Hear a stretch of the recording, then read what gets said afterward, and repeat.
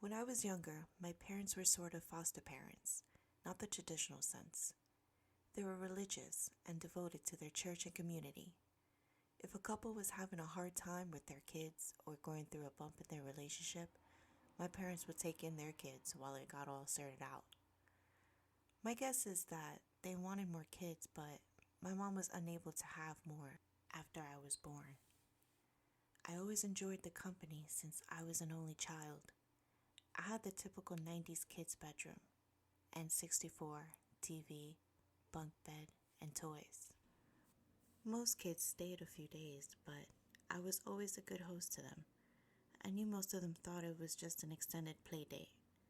I was told by my parents, especially my dad, to be extra welcoming and polite. If they didn't wish to play or talk, don't force them. I was too young to understand why, but I knew not to test my dad. I woke up one morning to the sound of sobbing in the bunk below me.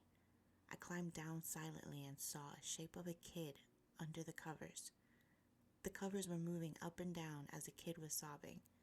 I decided not to bother them. I used the bathroom and made my way downstairs. I entered the kitchen to smells and sights of my mom cooking breakfast. My dad was already at the table, newspaper and coffee mug in front of him. I was curious, but not dumb. I knew not to pry or question my parents.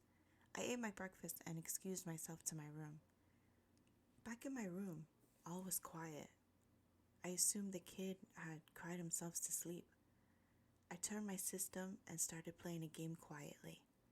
After a few minutes, I felt eyes on me and heard blankets shifting. I was so into my game that I didn't turn around. Like most kids, I was absorbed into video games. I briefly said hello. I got no reply. I assumed they were shy and went back to my game. Lunchtime came and I made my way downstairs. My mom and dad had gone somewhere. I made a sandwich for me and my new friend. I left it by the bottom bunk and went back to my game. Hours passed. I had been so caught up into my game that I didn't hear the garage door open as my folks came home. Suddenly, I jumped when I heard my dad call my name. I ran down the stairs to find my parents in the kitchen with takeout from a chicken place. I was told to set the table.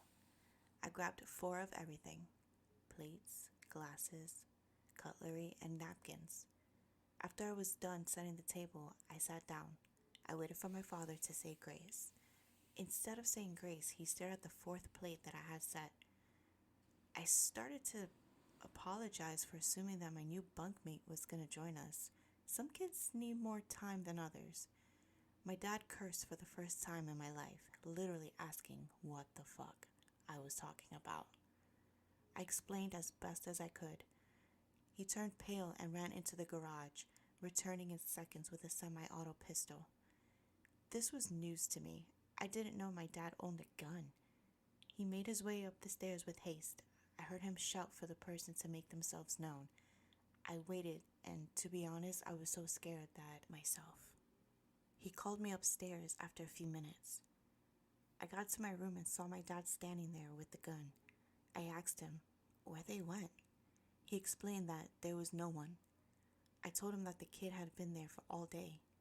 I didn't bother them or ask out of respect. He told me that was impossible because they were not hosting any children at the time. I felt sick. I recounted the story to my parents. They listened quietly and nodded. My father said a prayer. I asked if I could sleep in their room that night since I was scared. My parents agreed. As we left my room, my dad asked me to please take both empty plates out of the room. The plate next to the bottom bunk was clean, except for a few crumbs.